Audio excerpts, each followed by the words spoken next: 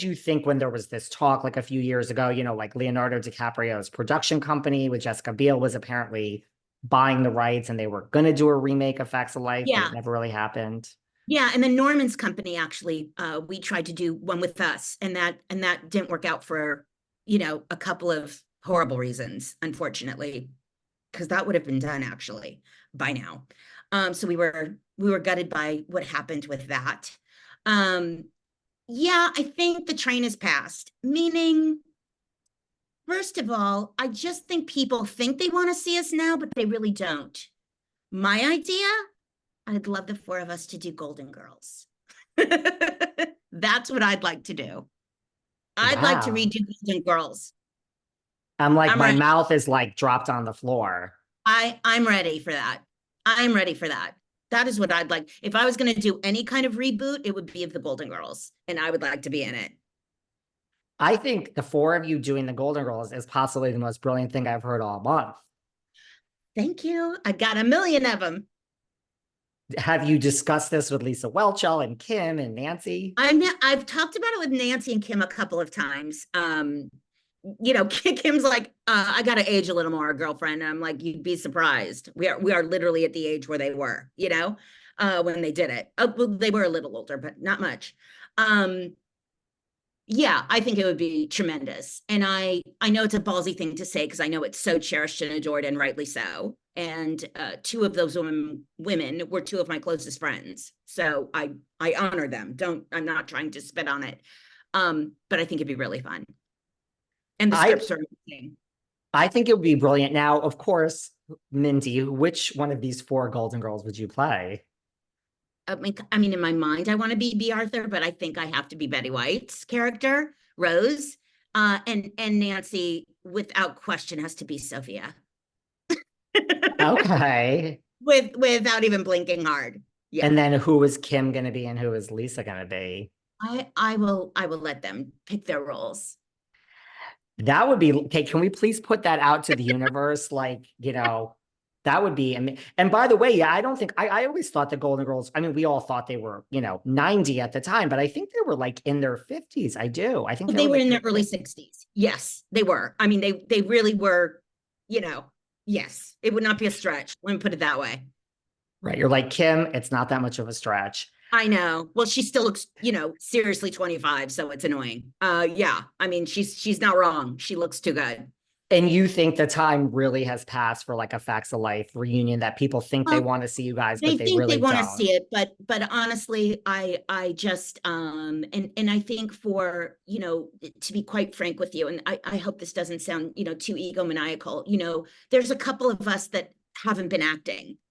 And those of us that have been, you know what I'm saying? I mean, it's you don't want it to just be a performance, right? You want people to be able to like actually do the do. And I think I'll let you decide. There's three of us that would have no problem, but I think one would have a struggle. And I don't know if I want to be opposite her again, because it's been too long since she's acted. Just put it that way. So yeah, I don't think it's a good fit. And I think people would be disappointed. Right. And like after the first episode and the nostalgia wore off, like it is real acting. It's like, what's the story? Where are we going? Like, where the character, like, I think it's, and that's kind of where we stopped gap when we were developing it with Norman, in Norman's company, Act 3, where it was just them wanting one thing. And we're like, that's going to land an egg. Trust us, and unfortunately, one of our cast members kind of went off and wanted to do her own thing. And the rest of us were sort of just like, well, no one wants to see just one of us. They want to see all of us. We're fans too. Do you know what I mean? Like, and we're protective of ourselves. And so it's like to the majority of us, it's either all of us or none of us. And that's the way it should be. And we've kind of all felt that way. And I think that's why you don't hear any kind of crap or any like weird stories, because we all kind of, keep that special. Yeah. And I would agree, like if someone hasn't acted in a long time, I mean, you have a show that is hopefully a hit show, the train is moving fast. Like you have to really act. Yeah. And yeah. And I would agree too, if there are 4 people that are alive and well, I think if there's a reboot, everyone wants all 4 or none. Right. Right. And I say that even from my own character. Would you really want to see a show that just had Natalie Green and all these other characters? What's the point? Well, I personally would, but I mean, My God, because you're darling. But I'm just saying it's not a thing. It's not really what I think our fans would want. And maybe I'm wrong, but the that majority of us feel that way. where do you think Natalie Green is today in your mind?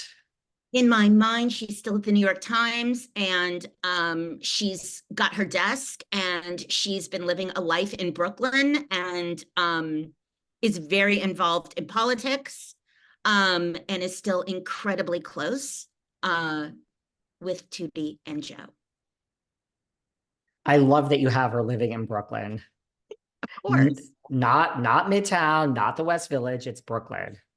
Brooklyn, Okay. Park Slope or Red Hook specifically. I am loving this. I am loving this scenario. Not that you've thought about this or anything. Yeah, exactly.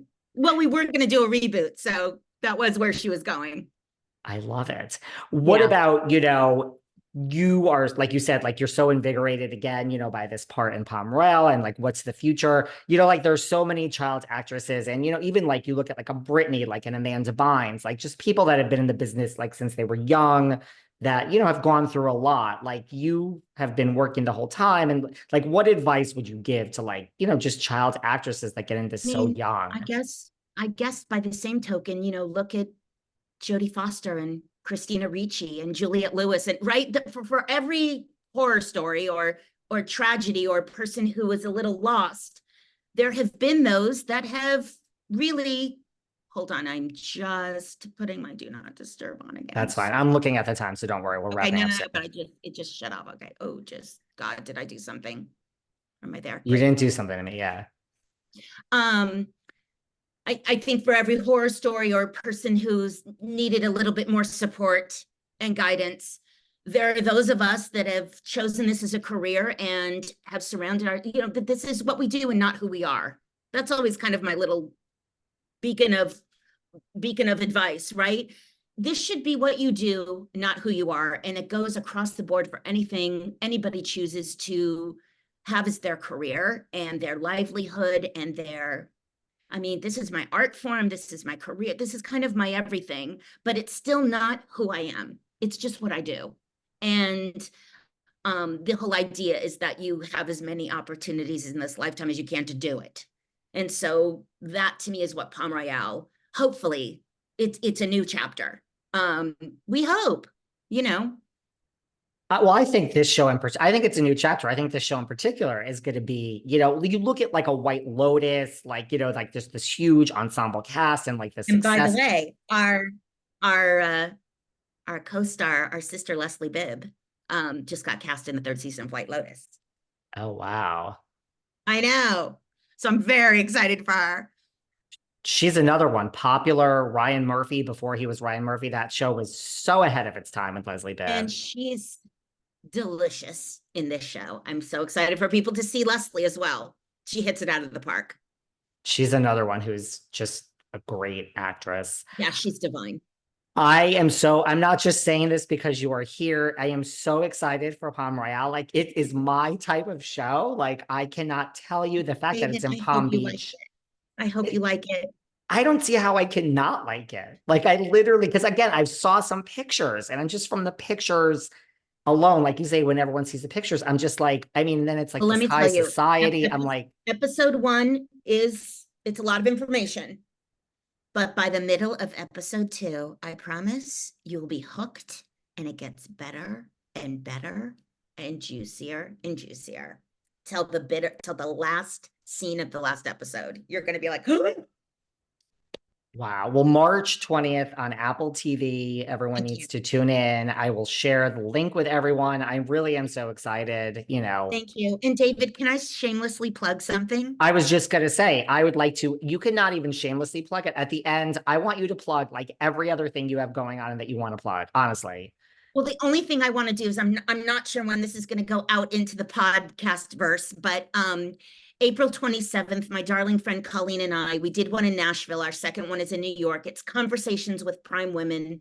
It's an event for 50 plus women that we're doing, and there's going to be ridiculous guests coming and talking. And so I'd like to promote that. You can go to conversationswithprimewomen.com for more information. It'll go out to everyone. You could plug anything you want.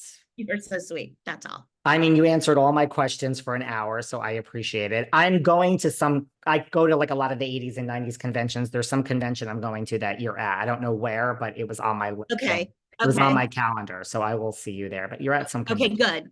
I think it's announced that you're there, I think. Oh, okay. You're on the list. You're on the list. You're on the website. Let's put it that way. Okay, then I'll be there. So, but I really appreciate your time and just everything. I wanted to talk to you for a long time. I'm going to tell Gregory that we had a nice time. He's like, you better be nice to her. I'm like, I'm nice to everybody, Gregory, dear. Of course. You didn't scare me.